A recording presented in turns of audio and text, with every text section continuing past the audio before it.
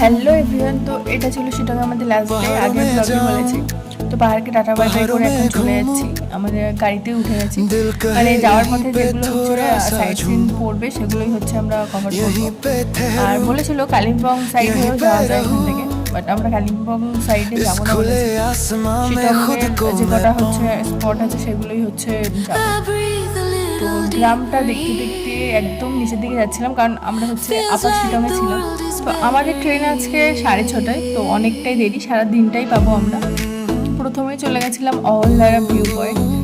এটা যাওয়ার খুব ইচ্ছে ছিল, কিন্তু এখানে যদি হচ্ছে এই ফগি ওয়েদারটা না থাকতো আরও সুন্দর হতো। বাট ফগি ওয়েদারও দারুণ লাগছিল, হয়ে যাচ্ছিল অহল্যারা ভিউ পয়েন্টটা সত্যি খুব সুন্দর একটা স্পট। আর এখানে ঢোকার আগে টিকিট কাটতে হয়। এর মধ্যে অনেকগুলো হচ্ছে হোম স্টে আছে। কৌশিক আমাকে রেখে হয়ে আগে একা চলে যাচ্ছে। ওই জায়গাটা থেকে ভিউটা এতটাই সুন্দর অহল্যারার যে সেটা বলে প্রকাশ করতে পারবো না।